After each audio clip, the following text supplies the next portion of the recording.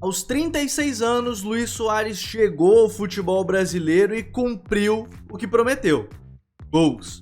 Além dos 29 gols na temporada, foram 18 assistências, mas no vídeo de hoje eu vou mostrar em detalhes os 17 que foram marcados no Campeonato Brasileiro e por que Luizito é tão diferente dos outros atacantes. Por ordem cronológica, a gente começa justamente do gol contra o Red Bull Bragantino no início do campeonato, onde, numa bola parada, o Soares ele nunca foi para a disputa do jogo aéreo, vocês podem perceber isso. Ele sempre vai para a zona livre, ó, o time vai afundando, ele vai para o espaço vazio, ele está sempre focado em buscar esse rebote ofensivo.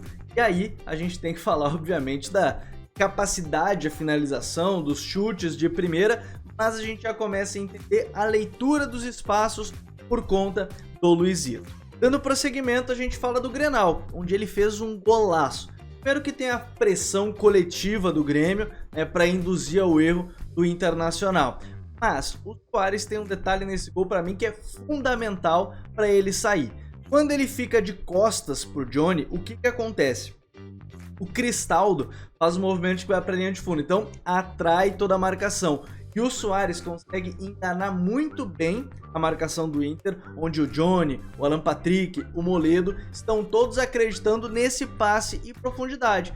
Mas ele puxa a bola para dentro, vem para o setor onde está mais vazio e aí ele acerta. Belíssima finalização. Ele mesmo que disse que nem acreditou que acertou esse lindo gol do Clássico Grenal. Agora, também dando prosseguimento aos lances, tem esse jogo contra a equipe do América, onde ele já aponta a jogada. Vejam que o Soares, o mais importante é que ele está sempre antevendo o lance. Então, ele já observa e já pede para o companheiro inverter a jogada para o lado oposto. O passe acaba saindo para ele, mas ele queria mesmo que o passe fosse direto lá para o Reinaldo, que estava livre do lado esquerdo. E é assim que ele acelera a jogada, ou com a perna esquerda, que não é a dominante. E aí já faz o movimento de facão. Esse movimento de facão a gente vai ver ao longo de todo o campeonato, atacando as costas da defesa adversária, finalizando com a esquerda e com a direita, mas principalmente com a esquerda, porque ele faz muito esse movimento vindo do lado direito para dentro. Olha só como isso aconteceu em outros momentos também. Contra o Coritiba, jogando na arena. Bola longa, as costas da defesa adversária. Ele utiliza muito bem o corpo do defensor, tá? Nesse lance. Ele poderia receber e manter a corrida reta, mas aí o defensor ia estar próximo dele. O que ele faz nesse lance?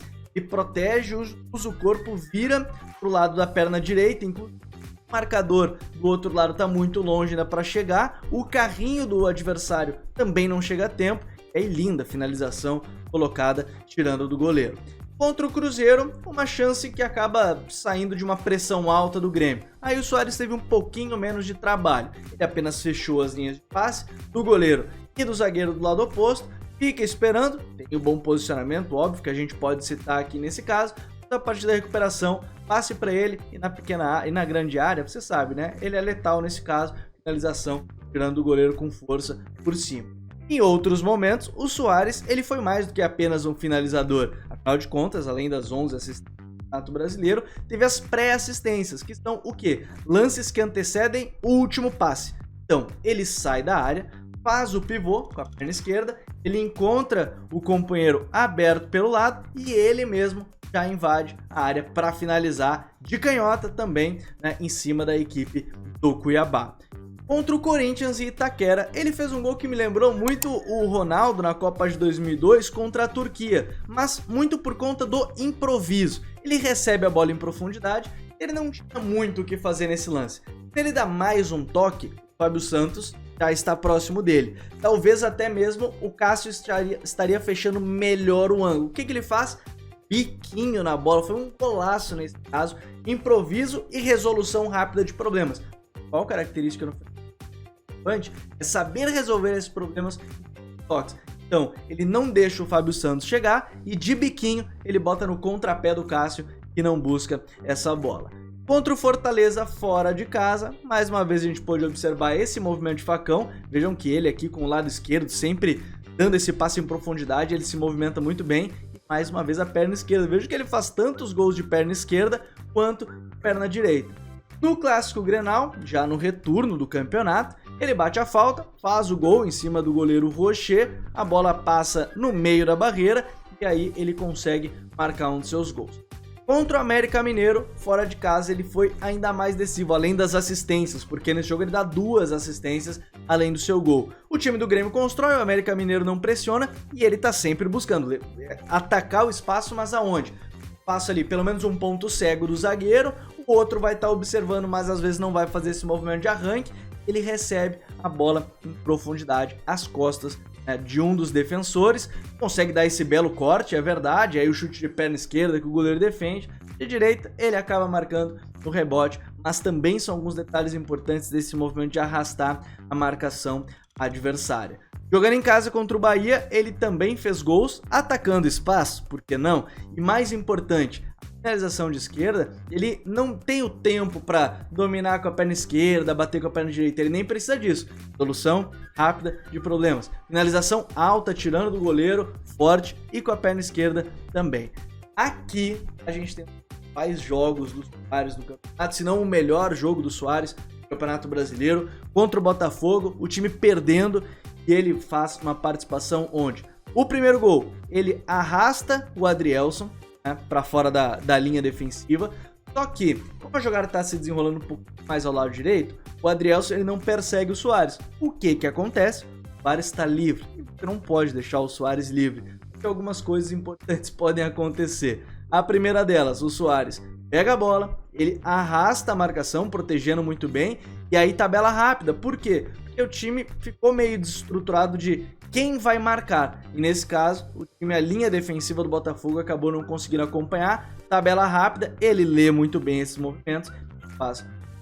Mas é no segundo e no terceiro gol, né, que ele é muito importante. Primeiro, ele dá uma olhadinha às costas ali do Vitor Cuesta, que o Hugo tá muito longe, então tá livre o lado oposto, ou por consequência, as costas do Vitor Cuesta. Ele recebe o passe totalmente livre.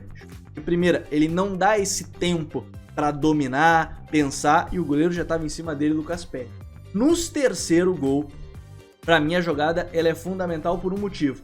Ele pede a bola do lado oposto, né, as costas do Hugo, as costas do Cuesta, mas mais importante que isso, esses 2 passinhos para trás, lendo a linha de impedimento. Quantos atacantes vocês conhecem que muitas vezes, olhando a linha de impedimento à sua frente, ele está à frente para jogadores que estão mais adiantados da equipe do Botafogo, ele não dá espaço para trás. O Soares foi lá, 2 passinhos para trás, e aí ele consegue receber a bola em condição legal, porque ele soube ler esse movimento. Aqui nem fala da qualidade com a perna para finalizar. Contra o Vasco, seu último jogo na arena, aí tem um detalhe legal de ver primeiro. Ele arrasta a marcação, deixa sempre um homem livre, a bola nem vai ali na entrelinha, mas ele já tá segurando os 2 defensores, o Léo e o Maicon. Ele tá sempre saindo da marcação, ele vai dando passes pro lado e para trás, para não ter a marcação próxima. E até o Maicon conseguir dar esse bote, tá muito longe. E o que acontece? Ele já tá posicionado para finalizar quando o Maicon tá chegando. Ó, ele já tá posicionado, posturado para aquela finalização colocada de chapa na entrada da área, que é muito difícil defender. Ele é muito bom fazendo isso. De pênalti contra o Fluminense, no seu último jogo pelo Grêmio, Cavadinha esperou até o último lance, induziu o Fábio aí, né, pro seu lado esquerdo, e aí induziu o Fábio a isso, mas no final das contas deu a cavadinha. Prova de genialidade, ele mesmo fala que foi para desfrutar esse último jogo. E é claro, o último gol do Soares não poderia mostrar mais sobre ele. Primeiro, ele tenta dar esse corta-luz em cima do Nino. Mais importante que isso, acho que aí mostra muito da mentalidade dele, é acreditar sempre. Aqui ele tenta dar o bote, o Nino não consegue, o Nino rebate, mas a segunda bola fica pro Grêmio, mas ele já tá correndo as costas do Nino, não tem impedimento atrás do meio campo, e aí, no 1 contra 1 com o Fábio, sem chance, ele engana muito bem e faz o gol. O Soares foi uma peça fundamental pro Grêmio. Outro cara que obviamente foi muito importante foi o Renato. E aqui tem uma sobre todas as análises que a gente fez do Grêmio ao longo do Campeonato Brasileiro.